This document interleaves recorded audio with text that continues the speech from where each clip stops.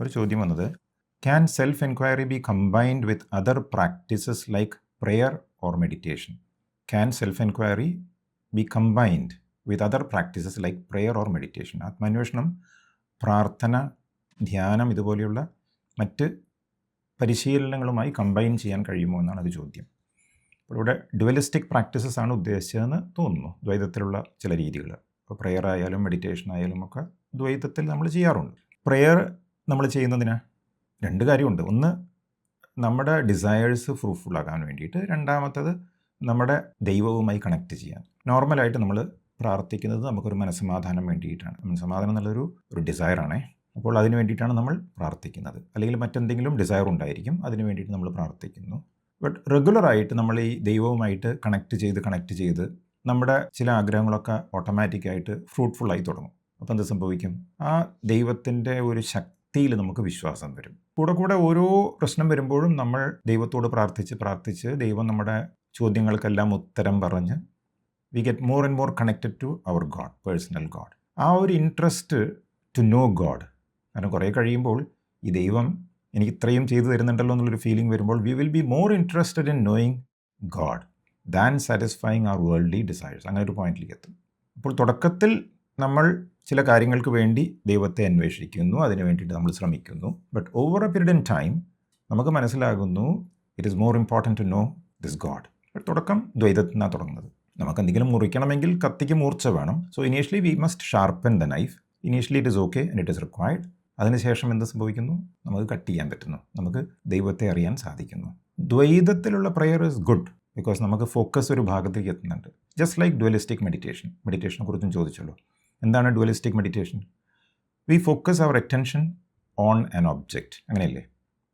ആ ഒബ്ജക്റ്റ് എന്തും ആകാം. ചിലപ്പോൾ ഒരു മന്ത്രമായിരിക്കാം, ചിലപ്പോൾ a location in our body, നമ്മളുടെ ആജ്ഞാചക്ര അല്ലെങ്കിൽ ഹാർട്ട് ചക്ര അല്ലെങ്കിൽ സഹസ്രാര. ഇതെല്ലാം ഒരു ഒബ്ജക്റ്റായിട്ട് നമ്മൾ നമ്മുടെ ശ്രദ്ധയെ അവിടെ നിർത്തുന്നു. We try as much as possible to keep our focus at that one point. അങ്ങനെയല്ലേ? അപ്പോൾ എന്ത് സംഭവിക്കും? നമ്മുടെ മനസ്സ് വൺ പോയിൻറ്റഡ് ആയിട്ട് മാറും. കണ്ടമാനം തോട്ട്സ് ഉള്ള അവസ്ഥയിൽ നിന്നും ഒരു സിംഗിൾ തോട്ടിലേക്ക് എത്തും. ആ സിംഗിൾ തോട്ടാണ് നമ്മുടെ ഫോക്കസ്. ആ സിംഗിൾ തോട്ടാണ് ഹാർട്ട് ചക്ര അല്ലെങ്കിൽ ആജ്ഞാചക്ര അല്ലെങ്കിൽ സഹസ്രാര. ഈ സിംഗിൾ പോയിൻറ്റഡ് ആയിട്ടുള്ള മൈൻഡാണ് നമുക്ക് നമ്മിലേക്ക് തന്നെ തിരിയാൻ സഹായകമായിട്ട് വരുന്നത്. അപ്പോൾ ദ്വൈതത്തിലുള്ള മെഡിറ്റേഷനിൽ നമ്മൾ എന്ത് ചെയ്യുന്നു? We take our focus from many to one. അങ്ങനെയാണ്. ഒരു ചിന്ത, ആ ഒരു ചിന്തയിൽ നമ്മൾ ഉറപ്പിച്ചു വയ്ക്കുകയാണ് മനസ്സിനെ. അപ്പോൾ മനസ്സ് ഷാർപ്പായി. ആ ഷാർപ്പായിട്ടുള്ള മനസ്സാണ് നമുക്ക് ആത്മവിചാരം ചെയ്യാൻ ഏറ്റവും യൂസ്ഫുള്ളായിട്ട് വരുന്നത്. രമണ മഹർഷി എന്താ പറയുന്നത് മെഡിറ്റേഷനെ കുറിച്ച്? ശരിയായ മെഡിറ്റേഷൻ രമണ മഹർഷി പറയുന്നു to abide in the heart. To abide in the heart as one is to meditate എന്നാണ് പറയുന്നത്. ഹൃദയത്തിൽ വസിക്കുക. നമ്മൾ യഥാർത്ഥത്തിൽ ആരാണ്, ആ ഞാൻ ആയി തന്നെ നിലകൊള്ളുക. അതാണ് ധ്യാനം എന്നാണ് മഹർഷി പറയുന്നത്. ഉള്ളത് 40. To abide in the heart as one is to meditate. Heart എന്ന് പറഞ്ഞാൽ ഞാൻ എന്ന ബോധത്തിൻ്റെ മൂലസ്ഥാനം. It is the foundation, it is the base. ഞാൻ എന്ന തോന്നൽ നമുക്ക് എല്ലാവർക്കും ഉണ്ട്. നമ്മളുടെ എല്ലാവരുടെയും അനുഭവമാണ് ഞാൻ. ആ ഞാൻ എന്ന ബോധം എവിടെ നിന്നാണ് ഉണ്ടാകുന്നത്? അതാണ് മൂലസ്ഥാനം. ആസ് വൺ ട്രൂലി ഈസ് എന്ന് പറഞ്ഞല്ലോ. To abide in the heart as one truly is. As one truly is എന്ന് പറഞ്ഞാൽ എന്താ? നമ്മുടെ പേരും നമ്മുടെ രൂപവും ഒക്കെയാണോ? അതൊന്നുമല്ല. അതൊന്നും നമ്മൾ ട്രൂ ആയ നമ്മളല്ല. ഈ ശരീരവും മനസ്സും ചിന്തകളും വികാരങ്ങളെല്ലാം യഥാർത്ഥ ഞാനല്ല. യഥാർത്ഥ ഞാൻ ഈ പറഞ്ഞതായ സംഗതികളുടെ മുമ്പാണ്. It is before the experience of I am this, I am that. ശുദ്ധമായ ബോധം, ശുദ്ധമായ ഞാൻ ഉണ്ട് എന്ന അറിവാണ് ഹാർട്ട്. അതിൽ നിന്നാണ് ബാക്കിയെല്ലാം ഉണ്ടാകുന്നത്. അപ്പോൾ നമ്മുടെ ശ്രദ്ധയെ വസ്തുക്കളിൽ നിന്ന്, വസ്തുക്കൾ എന്ന് പറഞ്ഞാൽ നമ്മൾ റിട്രീറ്റിൽ പഠിച്ചു എന്തൊക്കെയാണ് വസ്തുക്കളിൽ. There are 2 kinds of objects, second person object and third person object. അപ്പോൾ ഈ 2 വസ്തുക്കളിൽ നിന്നും നമ്മൾ എന്ത് ചെയ്യണം? നമ്മുടെ ശ്രദ്ധയെ ഞാൻ എന്ന ബോധത്തിലേക്ക് തിരിക്കണം. സ്വാഭാവികമായി നമ്മുടെ അറ്റൻഷൻ എവിടെയുള്ളത്? വസ്തുക്കളിലാണ് ഉള്ളത്. നമ്മൾ എന്തെങ്കിലും ചെയ്തുകൊണ്ടിരിക്കുമ്പോൾ നമ്മുടെ ശ്രദ്ധ മുഴുവൻ അതിലായിരിക്കും.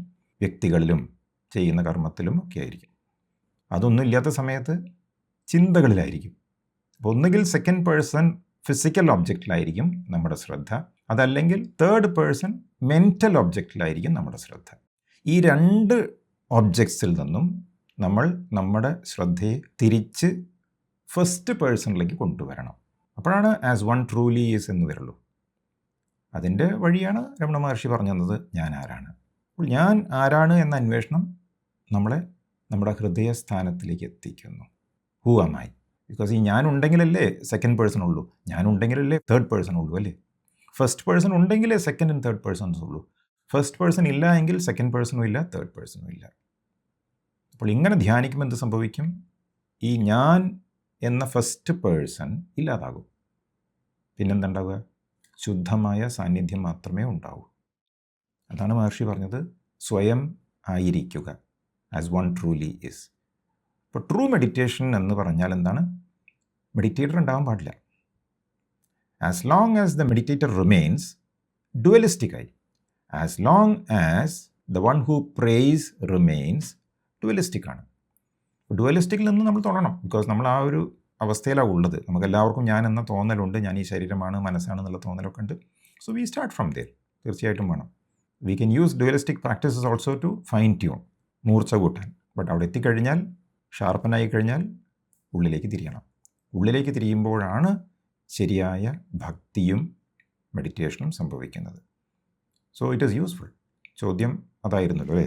Can self enquiry be combined with other practices? Combining എന്ന് പറഞ്ഞാൽ എങ്ങനെയാണ്? സെൽഫ് എൻക്വയറി കമ്പൈൻ ചെയ്യാൻ എങ്ങനെയാണ്? ഡുവലിസ്റ്റിക് പ്രാക്ടീസസിൽ നിന്നും തുടങ്ങി അവസാനിക്കുന്നത് നോൺ ഡുവലിസ്റ്റിക് ആയിട്ടുള്ള അവസ്ഥയിലായിരിക്കണം. Then we are okay.